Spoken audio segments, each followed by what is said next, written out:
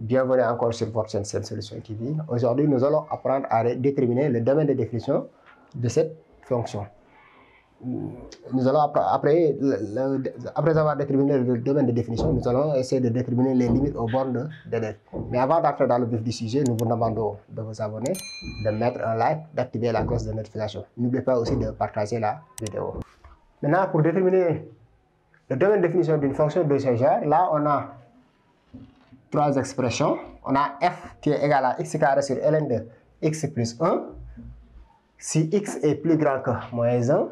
F de x aussi égal à 1 plus x exponentielle de moins x moins 1 si x est inférieur ou égal à moins 1 et f de x égal à 0 si x est égal à 0.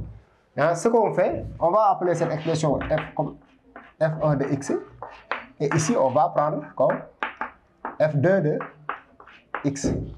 Nous allons déterminer d de f1 d'abord. On a f1 de x qui est égal à x carré sur ln de x plus 1 si x est supérieur à moins 1. f1 de x existe quoi? Si et seulement si x plus 1 est strictement positif et ln de x plus 1 différent de 0. Parce que ln d'un nombre négatif n'existe pas. Dans ce cas, on a f1 de x existe si et seulement si. D'abord, la première condition ici, on a x supérieur à moins 1. X plus 1 supérieur à 0 et ln de x plus 1 différent de 0. X supérieur à moins 1 et x plus 1 supérieur à 0, c'est la même chose. Tout ça, c'est x supérieur à moins 1. Ln de x plus 1 différent de 0, ça veut dire quoi? Que ln de x plus 1 est différent de ln de 1. Ce qui veut dire que x plus 1 différent de 1. X différent de 0. Donc, d de f1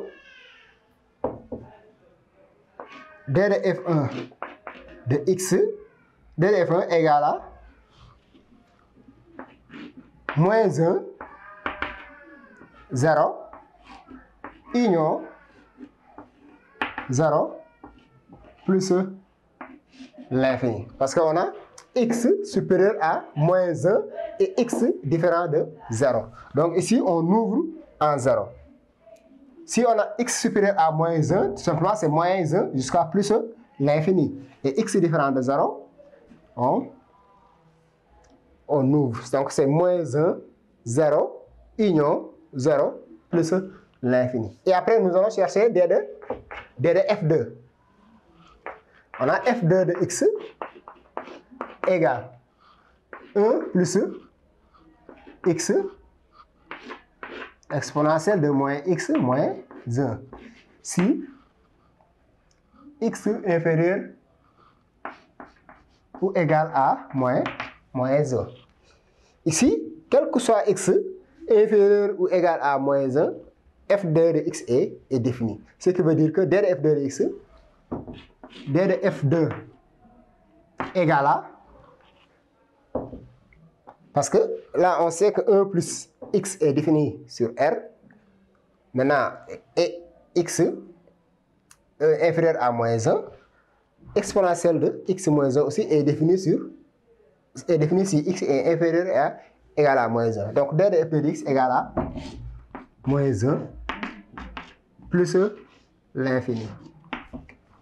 Vraiment, le domaine de définition, c'est quoi? C'est d de f1 union d de f2 union 0. Parce que f est défini en 0 parce qu'on vous a donné f de 0 égale à 0. On a d de f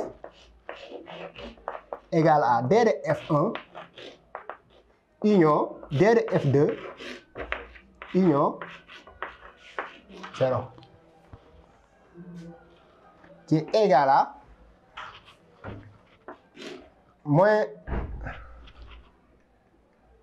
excuse-moi, là c'est au lieu de moins 1, DDF2, excusez-moi, au lieu de on a x inférieur à moins 1, c'est moins l'infini 1, je me trompe, moins l'infini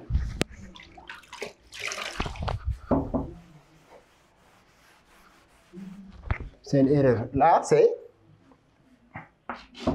moins l'infini moins 1. Parce qu'on a dit x inférieur ou égal à moins 1.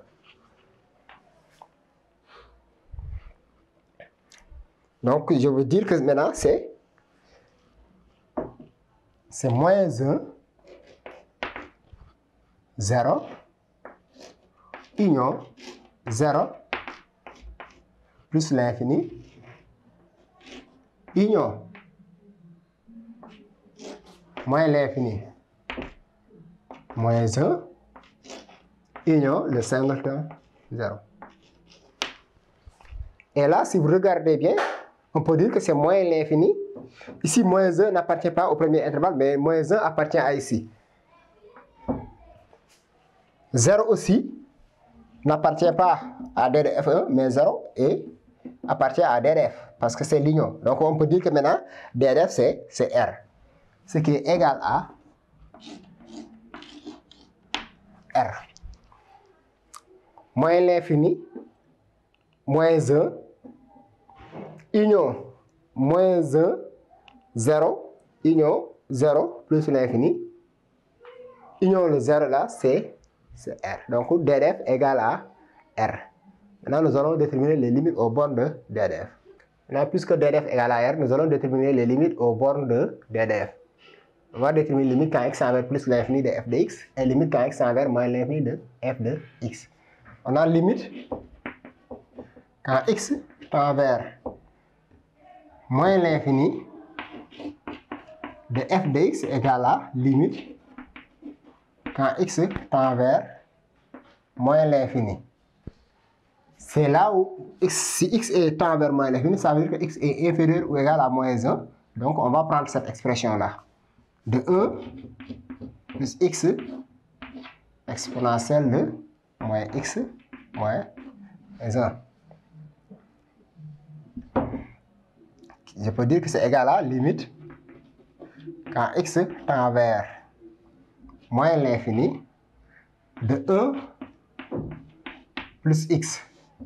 Et là, on peut diviser. C'est exponentielle de x plus 1. Mais si x tend vers moins l'infini, limite quand x tend vers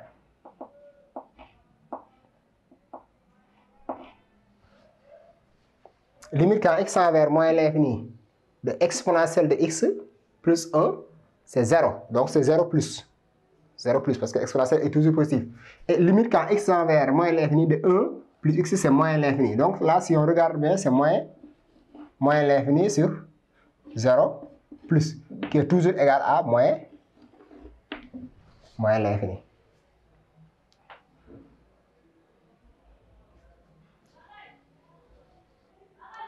Limite quand x tend vers plus l'infini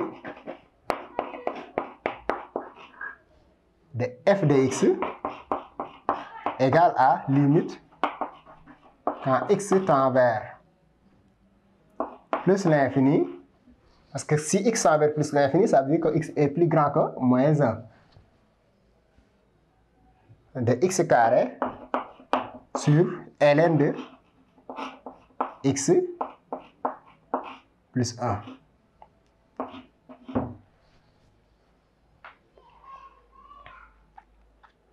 Et là, c'est plus l'infini parce que on sait déjà que limite quand x tend vers plus l'infini de ln de x sur x, c'est 0. Donc, quand on fait l'inverse, donc on peut dire que c'est égal à, je peux dire que limite quand x tend vers plus l'infini de x fois x sur ln de x plus 1.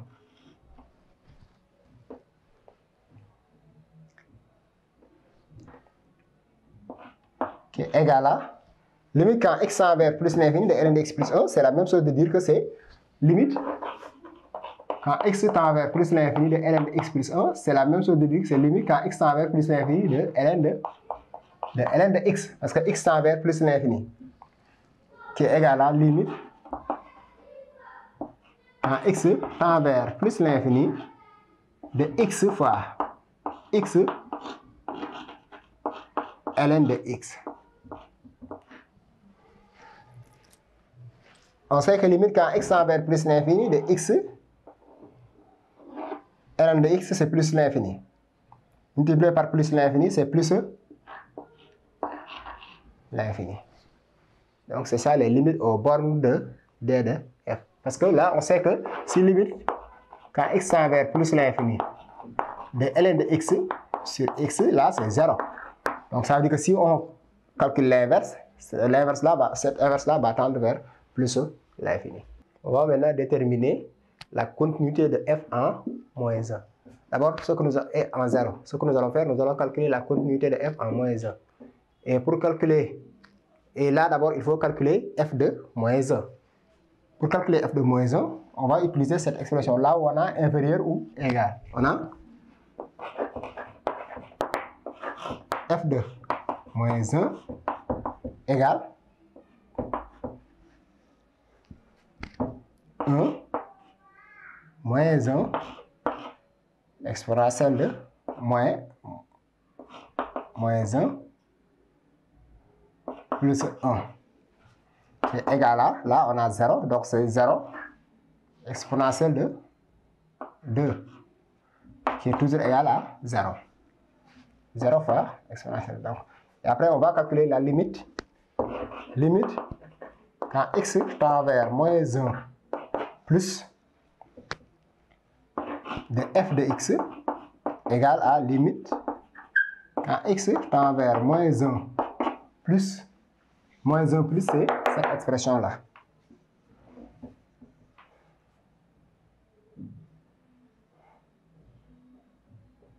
de x carré sur ln de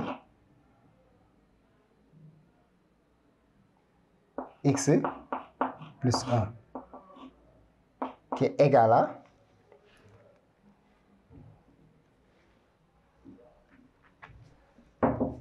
c'est moins 1 de tout au carré sur ln de moins 1 plus 1.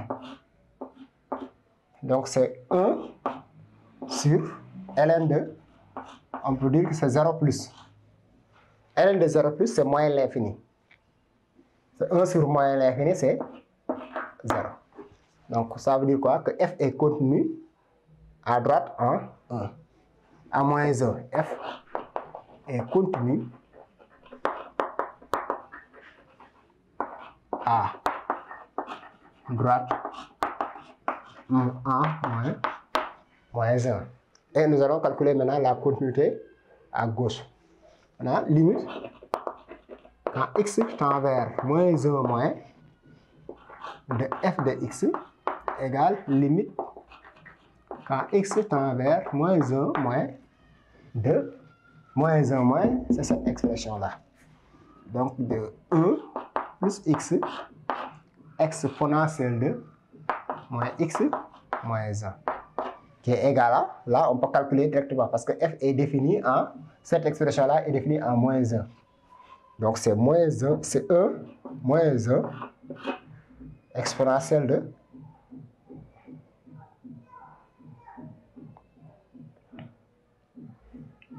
exponentielle de 2 qui est égal à 0 fois exponentielle de 2 qui est égal à 0. Là aussi, on conclut que f est contenu à gauche. F est contenu à gauche en 1. Mais là, on remarque que f, limite quand x tend vers moins 1 plus de f de x, égale à limite quand x tend vers moins 1 moins de f de x, égale à f de moins 1. Donc, f est contenu en moins 1. On a limite quand x tend vers moins 1 plus de f de x égale à limite quand x tend vers moins 1 moins de f de x égale à f de moins 1. Par conséquent, f est contenu en moins 1. Par conséquent,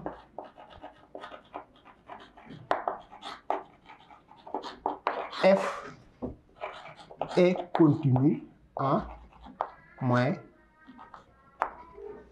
1.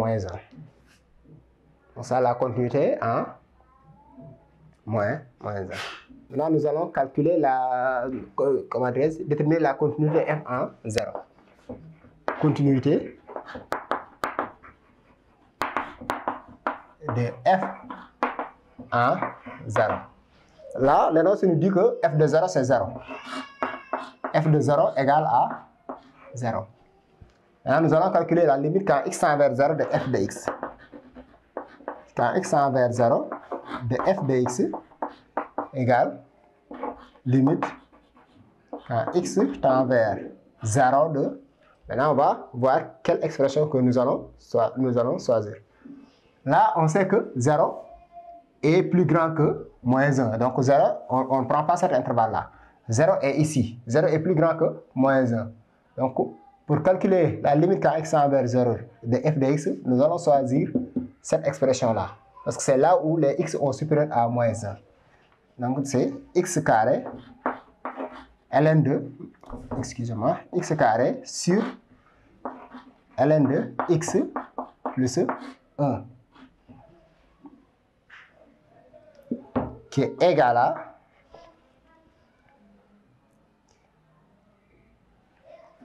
là, si on calcule, là c'est 0 sur ln de 1. C'est une forme indéterminée. Donc là, au lieu de calculer directement, on peut dire que c'est limite quand x tend vers 0 de x fois x sur ln de x plus 1.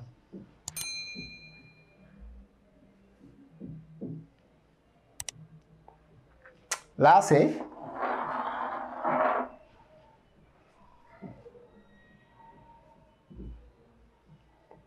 c'est 1 parce que c'est 1 sur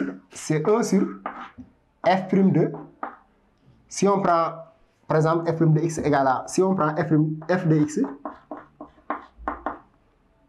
si on prend f de x égale à ln de x ou bien g de x, limite quand x tend vers 0 de g de x moins g de 0 sur x moins 0 qui est égal à limite quand x tend vers 0 de ln de x plus 1. ln de 0 dans ce cas, g de 0 c'est 0 sur x. Mais là, on sait que c'est 1. Et là, ici, c'est l'inverse. Donc, cette quantité-là tend vers 1 fois 0. Donc, c'est 0.